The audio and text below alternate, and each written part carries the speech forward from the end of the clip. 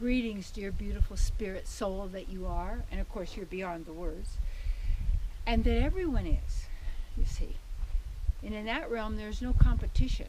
There's really no fear. There's no hatred. There's no jealousy. There's no envy. That's all a program. That's all a suggestion. That's all a belief system based on scarcity, which is the first rule, they call it, or law of economics, which is a man-made system.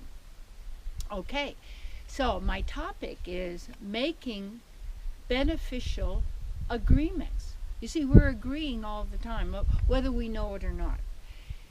And even when you say, I understand, that means I'm standing under whatever you're saying. I'm beneath you. You are above me. See, above and below. These are all duality words that confer better and less, more and less, good and bad, okay, not okay. Always this duality. That's why you never say that fear is the opposite of love, because you raise fear to the level of love, that love needs fear to exist and fear needs love to exist. No, fear doesn't have an opposite. It is an implant, so to speak, of a underlying foundational belief system. That's an implanted core belief. You don't need beliefs.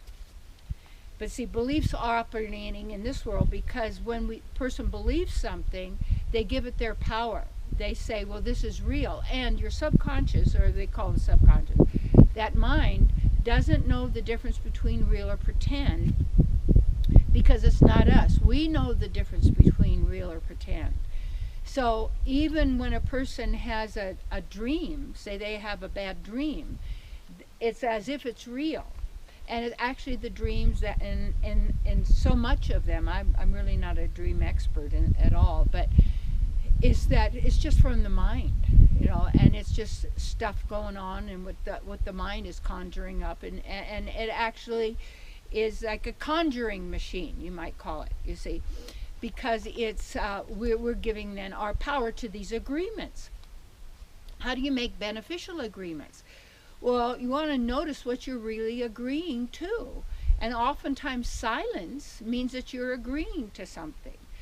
And then again, what it means also is it's also a good thing to be more silent in a lot of ways, in the sense of being more discerning in how we use our words and what we are agreeing to and the contracts that we've made and the contracts we're signing. There was this publishing company that was offering to bring back one of my books, How to Have More in a Have-Not World. It was a New York Times best-selling book. And you can get it in used books. It's really great. You can get some of my stuff at used books through the internet and everything. And they're wonderful. They're actually really very powerful. And because I share what I have realized and what I'm learning all that way as a spiritual researcher and studying all these different paths of psychology, philosophy, science, religion, and all of this, to actually find out the truth of who I am, to be that, to basically end my suffering. That's what everybody's looking at, and how that works for everybody. So these are called absolute truths because they're always applicable. You can always apply them, and everybody can and get the benefits. So you have to look at what you're agreeing to. And it was the contract they wanted me to sign was for this measly little bit of money, and I wouldn't even done it for a huge amount of money because it's not what it's about. They wanted then to bring this book back out, that I had to agree to give them the power for all my next books and whatever I'm going to write or not write. And it's like, what? And then own all of the rights to all my books? And I said, that's nothing in that contract for me. He said, well, that's our contract, or it's our agreement. Sign it or don't get it. And because we've gotten ourselves so much into this contractual reality, con means with, and it means also a con artist. And that also, con is also against. So you take a look at the etymology of the words that we're speaking, because then they're spelling, which is spell casting, and writing through cursive, putting curses on the self through these beliefs of and these are agreements.